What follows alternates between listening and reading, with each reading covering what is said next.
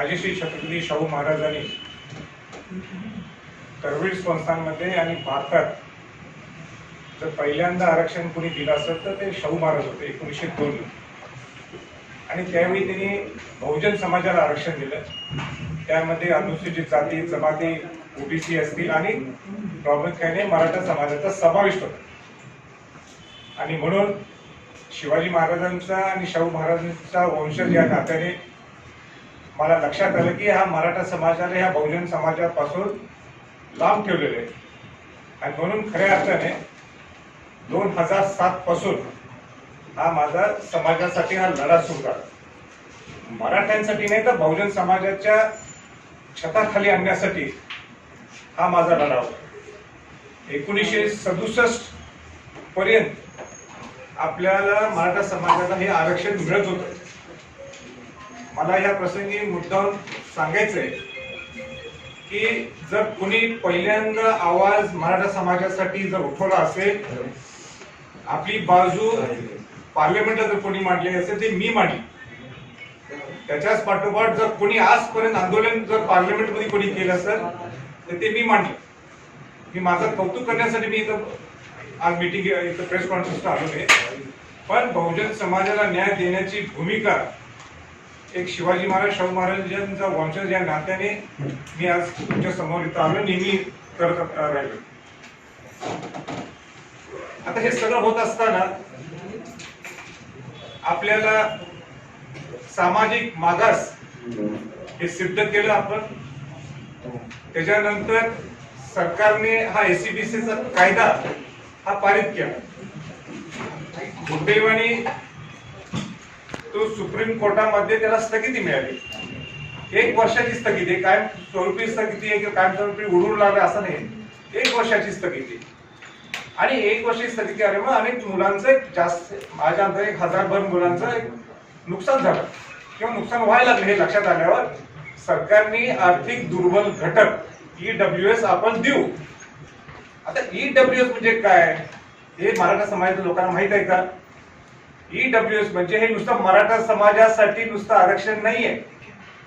हे 10% आरक्षण सुपरन्युमरीच्या पद्धतीने अधिसंख्येच्या पद्धतीने त्यांनी ज्यांना आरक्षण मिळत नाही, मग ते ओपन कॅटेगरीतले लोक असतील, यांच्यासाठी हे ईडब्ल्यूएस आरक्षण बहाल करण्यात आलं. आता उदाहरण, आपल्याला मराठा समाजाला राज्यात एसीबीसी घेतल्यामुळं आपल्याला इथे मिळू शकत होतं. पण सेंट्रलला आपल्याला आरक्षण हे ईडब्ल्यूएस मिळते आर्थिक दुर्बल घटकाचं. आता या ईडब्ल्यूएस 10% आरक्षण मध्ये ब्राह्मण आले, लिंगायत आपले जैन समाज असतील आणि अनेक शेकडो जातीचे सगळ्यांना समावेश आहे. एक प्रामुख्याने नुसतं मराठा समाजासाठी दिलंय असं हे म्हणता येत नाही. आणि म्हणून मी सरकारला पहिल्या दिवशी पासून सांगत होतो, माझा वैयक्तिक ईडब्ल्यूएस ला काही विरोध नाही, पण ईडब्ल्यूएस चं आरक्षण जर आपण घेतलं तर एसीबीसी ला धोका होऊ शकतो का, ही माझी नेहमी भूमिका होती.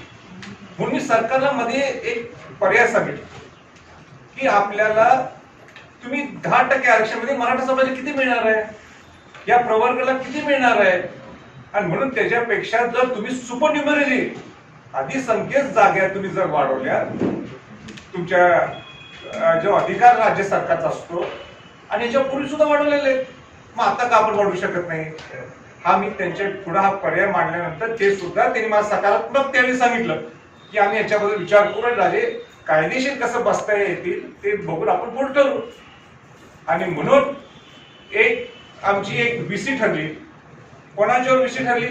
जे नामवंत वकील आहेत, जे पटवालिया म्हणून त्यांचं जे नाव आहे, रोहितजींच्या बरोबर असतात, लाखो किंवा कोट्यावधी रुपये आपण त्या वकिलांना देतो. आणि म्हणून त्यांच्याबरोबर एक आपण सल्ला देऊया, सुपरन्युमरी पद्धत घेता येईल का आपल्याला, ते कुठं कायदेशीर बाधा होणार नाही का. आणि म्हणून आमची एक स्पेशल विसी, ही खरं मी बोलणार नव्हतं, आज मग बोलणं गरजेचं आहे, पण ही स्पेशल विसी आमची त्यांच्याबरोबर झाली. त्यामध्ये अशोकरावजी चव्हाण होते, दिलीप वळसे पाटील असतील आणि सगळे नामवंत जे उपसमितीचे सगळे सदस्य आहेत आणि ठराविक मराठा समाजाचे जे प्रमुख लोक आहेत, जे विद्वान लोक आहेत म्हणा, त्या लोकांना त्या व्हीसी मध्ये इन्व्हाइट केलं होतं. मी सुद्धा त्या व्हीसी मध्ये होतो. आणि त्यावेळी आम्ही सुपर न्युमरीचा विषय काढला. त्यावेळी पटवाल्यांनी सांगितलं की सुपर न्युमरी आपण डायरेक्ट द्यायला नको, नका एससीबीसीचा हा विषय कोर्टात अडकल्यामुळे म्हणून कंटेम्प्ट ऑफ कोर्ट होऊ शकतो. म्हणून आम्हाला सुद्धा पटला तो मुद्दा. दुसरा मुद्दा मला आज प्रामुख्याने इथं सांगायचा आहे. मी नामवंत वकील पटवाल्यांना विचारलं की आपण एससीबीसी मध्ये असल्यामुळं ईडब्ल्यूएस आरक्षण जे 10% आहे ते राज्यात घेतलं चालेल का?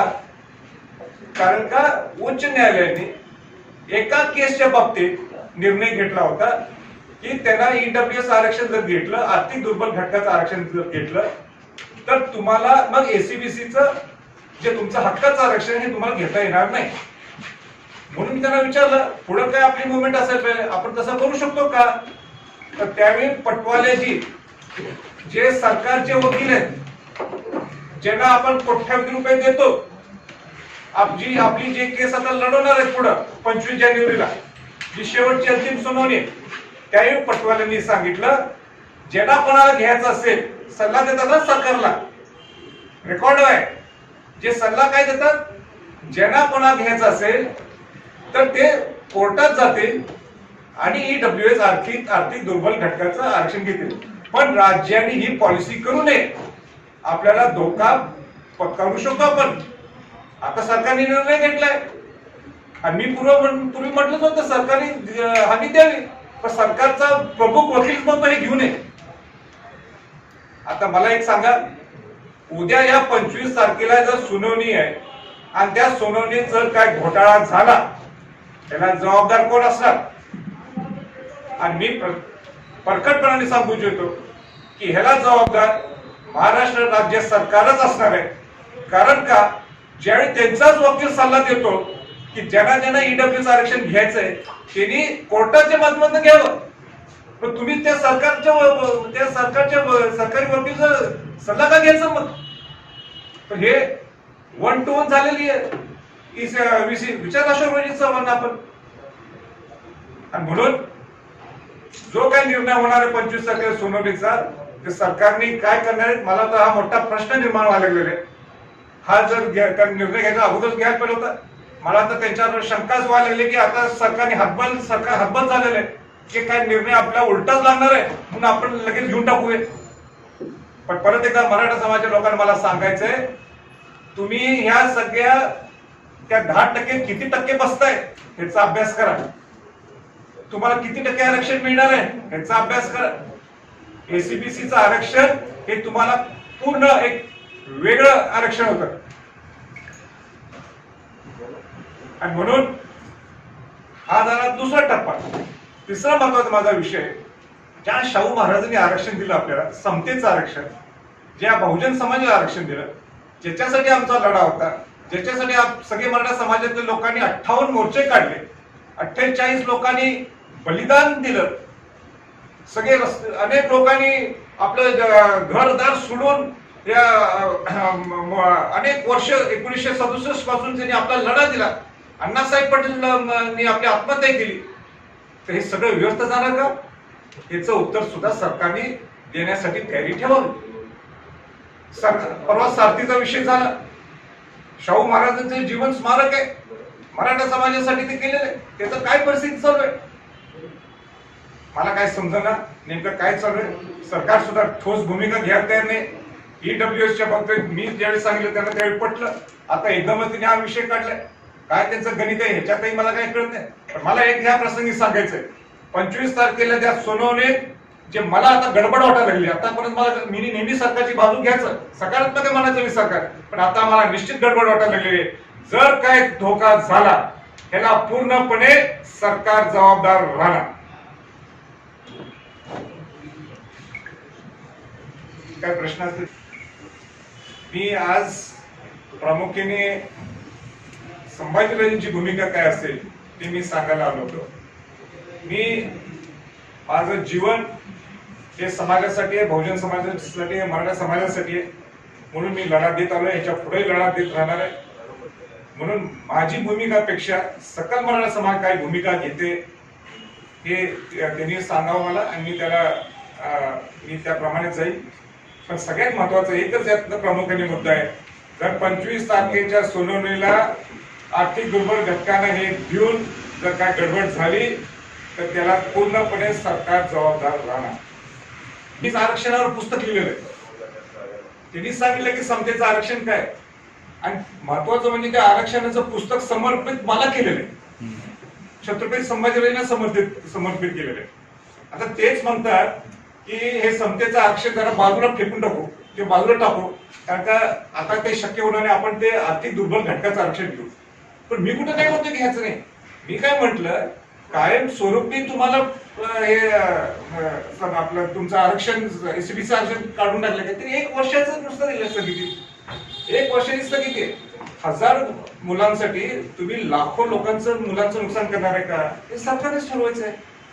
आणि मी पहिल्या दिवशीपासून म्हणणं आहे, माझा ईडब्ल्यूएसला विरोध नाहीये, मी ईडब्ल्यूएसला मतदान केलेलं आहे, माझा विरोध नाही ईडब्ल्यूएसला, पण त्याचा धोका एसीबीसीला होईल का, सरकारने हमी द्यावी. सरकारने 3 महिने काय हमी दिली नाही. आज एकदा निर्णय घेतलेला आहे सरकारने, पण निर्णय घेतला असला तरी उद्या 25 तारखेला सुनावणी आहे, 20-25 दिवसात सुनावणी आले, एवढं तोंडात तुम्ही घेताय, याचा अर्थ काय अर्थ काढायचा. 100% त्यांना वाटायला लागलेलं आहे, 100% काय ते गडबड होणार आहे, आपलं काय तिथं चालणार नाही, आपल्या विरोधात लागणार आहे. तिकडे तयारी करायची अगोदर ही पळवाट आहे, आणि धोका जर काय झाला तर सरकारने त्याचं उत्तर द्यावं लागणार आहे 25 तारखेला. म्हणजे ईडब्ल्यूएस आरक्षण हे एका प्रवर्गाचं नाही आरक्षण, हे सगळ्या थोडक्यात तुमच्याला उत्तर द्यायचं असं की आपल्या गावात कशी वडाप असते, वडापमध्ये 10-12 लोक कोणाला मिळू शकते ना. हे काय एक वेगळी बोगी नाही ट्रेनची, ज्याच्यात नुसतं एससीबीसीच्या लोकांना बसू शकतात एका बोगीमध्ये.